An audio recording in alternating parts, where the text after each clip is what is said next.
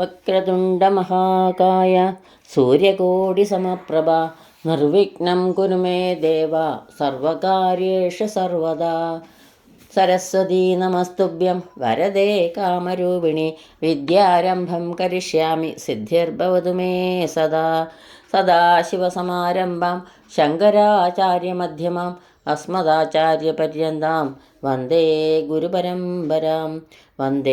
ഗുരുപരമ്പരാം കൃഷ്ണായ വാസുദേവായ ദേവകീനന്ദനായ ച നന്ദഗോപകുമാരായ ഗോവിന്ദായ നമോ നമഃ. പീതാംബരം കരവിരാജിതശങ്കുചക്രകൗമോദഗീ സരസിജം കരുണാസമുദ്രം രാധാസഹായം അതിസുന്ദരമന്ദഹാസം വാതാലയേശമനിശം ഹൃദി ഭാവയാമി. എല്ലാവർക്കും നമസ്കാരം. ഇന്നു മുതൽ ശ്രീ ഗീതാഗോവിന്ദം അഷ്ടപതി വ്യാഖ്യാനത്തോടു കൂടിയുള്ളതാണ് ഇവിടെ അനുസ്മരിക്കുന്നത്. വ്യാഖ്യാതാവ് കടത്തനാട് കെ പത്മനാഭ വാര്യർ. ഇന്ന് ഗീതാഗോവിന്ദത്തിൻ്റെ ആമുഖം നോക്കാം. ശ്രീ ജയദേവ കവിയുടെ ഗീതാഗോവിന്ദം എന്ന കൃതി അഷ്ടപതി എന്ന പേരിൽ നാടെങ്ങും പ്രചുരപ്രചാരം നേടിയ ഒരു ഉത്തമ സൃഷ്ടിയാണ്. രസരാജൻ എന്ന പേരുള്ള ശൃംഗാരരസവും ഭക്തിരസവും ഇത്ര ഭംഗിയായി സമന്വയിച്ച് രൂപം കൊടുക്കപ്പെട്ട മറ്റൊരു കാവ്യചന്ദ്രൻ വിശ്വസാഹിത്യ നഭസിൽ ഇതേവരെ ഉദയം ചെയ്തിട്ടുണ്ടെന്ന് തോന്നുന്നില്ല. സാഹിത്യ പണ്ഡിതന്മാർക്ക് വായിച്ച് രസിക്കാനും സംഗീത രസികർക്ക് ഗാനം ചെയ്ത് ലയിക്കാനും നൃത്യകലാകാരന്മാർക്ക് മനം കുളിർക്ക് ആടാനും കൃഷ്ണഭക്തന്മാർക്ക് ആലപിച്ച് ഭഗവാനെ സേവിക്കാനും എല്ലാം ഉതകുന്ന ഒരു അത്ഭുത സൃഷ്ടി തന്നെയാണ് ഈ ജയദേവ സരസ്വതി. മൂർത്തി വ്യത്യാസമെന്നെ ക്ഷേത്രങ്ങളിൽ പൂജാദവസരങ്ങളിൽ ഇടയ്ക്കിടെ മധുരസ്വരത്തോടു കൂടെ അഷ്ടപതിയിലെ പല ഭാഗങ്ങളും പാടുന്നത് കേരളത്തിൽ സർവ്വസാധാരണമാണ്. അഷ്ടപതിയാട്ടം എന്ന പേരിൽ ഇതിലെ പല ഭാഗങ്ങളും ദൃശ്യകലയായും അവതരിക്കപ്പെടാറുണ്ട്. ഭാരതത്തിലെ പല സാഹിത്യ ഗ്രന്ഥങ്ങളുടെയും കർത്താക്കൾ ആരാണെന്നോ അവർ ഏതു നാട്ടിൽ ജനിച്ചവരാണെന്നോ ഏതു കാലത്ത് ജീവിച്ചവരാണെന്നോ കണ്ടുപിടിക്കാനായി ചരിത്ര ഗവേഷകന്മാർ ഇരുട്ടിൽ തപ്പുന്ന സന്ദർഭങ്ങൾ വിരളമല്ല. എന്നാൽ ശ്രീ ഗീതാഗോവിന്ദത്തിൻ്റെ കാര്യത്തിൽ ഗവേഷകന്മാർക്ക് അവരുടെ ബുദ്ധിമുട്ട് തുലവും കുറഞ്ഞു കിട്ടിയിട്ടുണ്ട്. കാരണം ഈ കാവ്യം തൻ്റെ സൃഷ്ടിയാണെന്ന് ഗ്രന്ഥകർത്താവ് തന്നെ തൻ്റെ പേര് ഉൾക്കൊള്ളിച്ചുകൊണ്ട് ഇതിൽ അനേകം ദിക്കിൽ പ്രസ്താവിച്ചിട്ടുണ്ട്.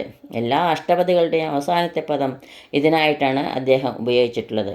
ഏഴാമത്തെ അഷ്ടപതിയിലെ എട്ടാമത്തെ പദത്തിലെ കിന്തു വില്വസമുദ്ര സംഭവരോഹിണീരമണേന എന്ന പദപ്രയോഗം കൊണ്ട് അദ്ദേഹം ജനിച്ചത് കിന്തുവില്യം എന്ന സ്ഥലത്താണെന്ന് സ്പഷ്ടമാക്കപ്പെട്ടിരിക്കുന്നു.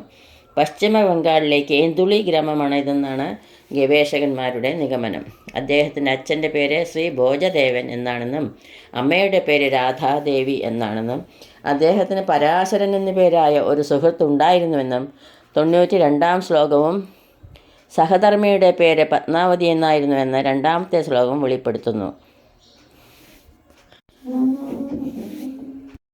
പുരിയിലെ സുപ്രസിദ്ധമായ ശ്രീ ജഗന്നാഥ ക്ഷേത്രത്തിൻ്റെ പരിസരത്ത് വെച്ചായിരുന്നു ജയദേവൻ ശ്രീ ഗീതാഗോവിന്ദം രചിച്ചതെന്ന് വിശ്വസിക്കപ്പെടുന്നു. ശൃംഗാര രസികനും രാസലീലാലോലുപനുമായിരുന്ന രാധാകൃഷ്ണനെ തൻ്റെ ഉപാസനാമൂർത്തിയായി ജയദേവൻ തിരഞ്ഞെടുത്തതിന് വല്ല പ്രത്യേക കാരണവും ഉണ്ടോ എന്ന് നിശ്ചയമില്ല. അദ്ദേഹം ഈ കാവ്യം എഴുതി വരുന്ന അവസരത്തിൽ പല ഗീതങ്ങളും തന്നെത്താൻ പാടാറുണ്ടായിരുന്നുവെന്നും പത്നിയായ പത്മാവതി ദേവി അതിനനുസരിച്ച് നൃത്തം വയ്ക്കാറുണ്ടായിരുന്നുവെന്നും ഭർത്താവിനേക്കാൾ വലിയ കൃഷ്ണഭക്തയായി തീർന്നുവെന്നും പറയപ്പെടുന്നു. ഈ വിശ്വാസത്തിന് നിദാനമായി ഒരു ഐതിഹ്യമുണ്ട്. ഒരിക്കൽ ജയദേവ കവി എത്ര ശ്രമിച്ചിട്ടും ഒരു ഗീതം രചിക്കുവാൻ താൻ ഉദ്ദേശിച്ച രീതിയിലുള്ള പദം മനസ്സിൽ തെളിഞ്ഞു വന്നില്ല. അതുതന്നെ ആലോചിച്ചുകൊണ്ട് അദ്ദേഹം കുളിക്കാൻ പോയി. എന്നാൽ പെട്ടെന്ന് തന്നെ മടങ്ങി വന്ന് അദ്ദേഹം ഭാര്യയോട് ഉചിതമായ പദം കിട്ടിയെന്നും അത് എഴുതി വയ്ക്കണമെന്നും പറഞ്ഞ് വീണ്ടും പോയി. കുളി കഴിഞ്ഞ് തിരിച്ചു വന്ന ജയദേവൻ പത്നിയോട് ഇനിയും ഉചിതമായ ഒരു പദം മനസ്സിൽ തെളിഞ്ഞില്ലല്ലോ എന്ന് നിരാശനായിട്ട് പറഞ്ഞു. ഭാര്യ അത്ഭുതപ്പെട്ടുകൊണ്ട് കുറച്ചു മുമ്പ് കുളിക്കാൻ പോയ ദിക്കിൽ നിന്ന് മടങ്ങി വന്ന് പദം ലഭിച്ചുവെന്നും പറഞ്ഞ് അത് എഴുതി വയ്ക്കാൻ ആവശ്യപ്പെട്ടത് മറന്നുപോയോ എന്ന് ചോദിച്ചു. അത് കേട്ടപ്പോൾ അദ്ദേഹവും അത്ഭുതപ്പെട്ടു. അങ്ങനെ ഒരു സംഭവമേ ഉണ്ടായിട്ടില്ലെന്ന് പറഞ്ഞു. അപ്പോഴാണ് ഭർത്താവിൻ്റെ രൂപത്തിൽ തൻ്റെ മുന്നിൽ പ്രത്യക്ഷപ്പെട്ട് പദം പറഞ്ഞു തന്ന ശ്രീകൃഷ്ണ ഭഗവാനല്ലാതെ മറ്റാരുമല്ലെന്ന് പത്മാവതിക്ക് മനസ്സിലായത്. തനിക്ക് ഇതേവരെ ലഭിക്കാത്ത ഭഗവത് ദർശന ഭാഗ്യം ലഭിച്ച തൻ്റെ പത്നിക്കാണല്ലോ എന്നും അതിനാൽ അവർക്കാണ് തന്നേക്കാൾ ഭക്തി എന്നും പറഞ്ഞ് അദ്ദേഹം പത്നിയുടെ കാൽക്കൽ വീണു. അതാണത്രേ രണ്ടാമത്തെ ശ്ലോകത്തിൽ അദ്ദേഹം സ്വയം പത്മാവതി ചരണ ചാരണ ചക്രവർത്തി എന്ന് വിശേഷിപ്പിച്ചത്. അദ്ദേഹത്തിൻ്റെ സ്വർഗപ്രാപ്തിക്ക് മുമ്പ് തന്നെ അവർ അദ്ദേഹത്തെ വിട്ടുപോവുകയും ചെയ്തു. അതിൽ പിന്നെ അദ്ദേഹം ഒരു വിരക്തനായി ജീവിതം നയിച്ച് അജോയ് നദീതീരത്ത് വെച്ച് സമാധി അടയുകയാണത്രേ ഉണ്ടായത്.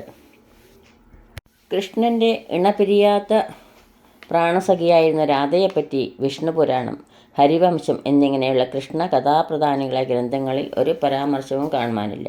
എന്നാൽ ശ്രീമദ് ഭാഗവതത്തിൽ രാധയുടെ പേർ പ്രത്യേകം എടുത്തു പറയാതെ ഒരു പരാമർശമുണ്ട്. ദശമസ്കന്ധം 30-ാം അധ്യായത്തിൽ ഗോപസ്ത്രീകൾ ഓരോരുത്തരുമായി ശ്രീകൃഷ്ണൻ കേടിച്ചു കൊണ്ടിരുന്ന ഒരു രാത്രിയിൽ ഓരോരുത്തർക്കും കൃഷ്ണൻ തനിക്ക് മാത്രം വശം വദനാണെന്ന ഗർവമുണ്ടായെന്ന് മനസ്സിലാക്കിയ ഭഗവാൻ പെട്ടെന്ന് തിരോധാനം ചെയ്തതായും സങ്കടത്തിലാണ്ട ഗോപികമാർ എല്ലാവരും കൂടി പ്രിയതമനെ അന്വേഷിച്ച് വളരെ നേരം കാട്ടിൽ അലഞ്ഞു തിരിഞ്ഞതായും ഒടുവിൽ അദ്ദേഹം ഏതോ ഒരു ഗോപസ്ത്രീയുടെ കൂടെ തങ്ങളെയെല്ലാം ഉപേക്ഷിച്ചു പോയതായി അവർക്ക് മനസ്സിലായി.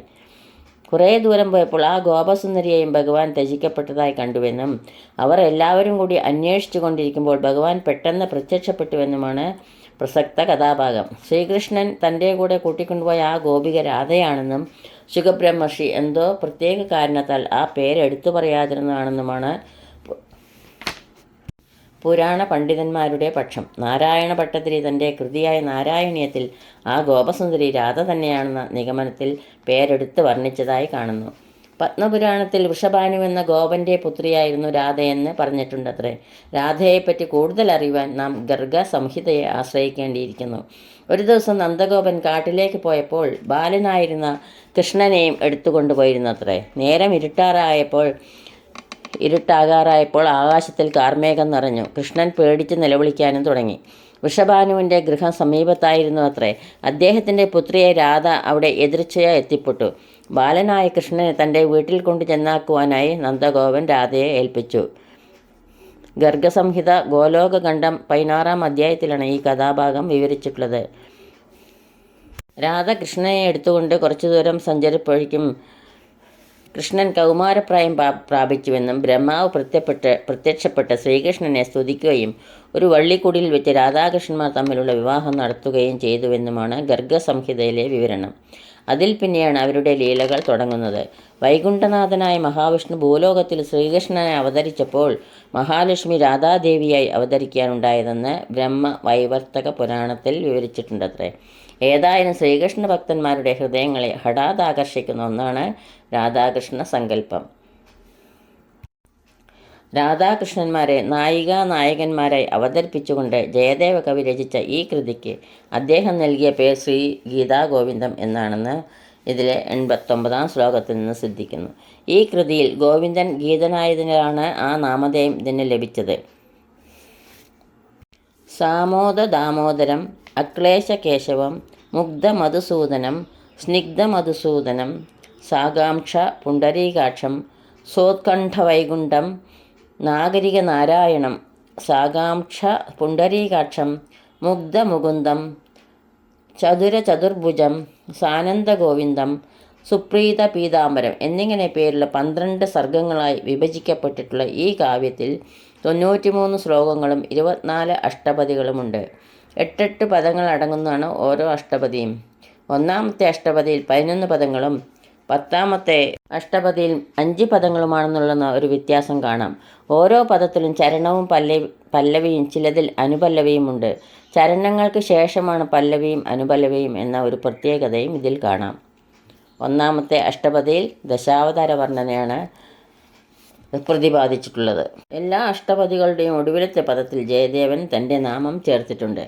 എല്ലാ അഷ്ടപദികളിലും ഓരോ ചരണത്തിൻ്റെ വരികളുടെ ഒടുവിൽ അന്ത്യപ്രാസം നിർബന്ധമായും കവി ഉൾപ്പെടുത്തിയിട്ടുണ്ട്. അഷ്ടപദികൾ ശബ്ദാലങ്കാരത്താലും ശ്ലോകങ്ങൾ അർത്ഥപുഷ്ടിയാലും ഉന്നത നിലവാരം പുലർത്തുന്നവയും അനുഭവങ്ങളുമാണ്. ഇന്ന് ഇത്രയും പറഞ്ഞുകൊണ്ട് ആമുഖം അവസാനിപ്പിക്കുന്നു. നാളെ മുതൽ അഷ്ടപദി തുടങ്ങാം. സർവത്ര ഗോവിന്ദനാമ സങ്കീർത്തനം ഗോവിന്ദ ഗോവിന്ദ. യദക്ഷരപദഭ്രഷ്ടം മാത്രാഹീനം ത്വയേദ്ഭവേത് തത്സർവം ക്ഷമ്യതാം ദേവാ നാരായണ നമോസ്തുതേ. കായേന വാചാ മനസേന്ദ്രിയൈർവാ ബുദ്ധ്യാത്മനാ വാ പ്രകൃതേ സ്വഭാവാത് കരോമി യദ്യത് സകലം പരസ്മൈ നാരായണായേതി സമർപ്പയാമി. സർവം നാരായണായേതി സമർപ്പയാമി. സ്വസ്തി പ്രജാഭ്യഃ പരിപാലയന്താം ന്യായേണ മാർഗേണ മഹീമഹീഷ. ഗോബ്രാഹ്മണേഭ്യः ശുഭമസ്തു നിത്യം. ലോകാः സമസ്താः സുഖിനോ ഭവന്തു. ലോകാः സമസ്താः സുഖിനോ ഭവന്തു. എല്ലാവർക്കും ശാന്തിയും സമാധാനവും ഭഗവത് ഭക്തിയും പൊന്നു ഗുരുവായൂരപ്പൻ്റെ അനുഗ്രഹവും എപ്പോഴും ഉണ്ടാകട്ടെ എന്ന് പ്രാർത്ഥിക്കുന്നു. സർവത്ര ഗോവിന്ദനാമ സങ്കീർത്തനം. ഗോവിന്ദ ഗോവിന്ദ സദാ സർവത്ര ഗോവിന്ദനാമ സങ്കീർത്തനം. ഗോവിന്ദ ഗോവിന്ദ.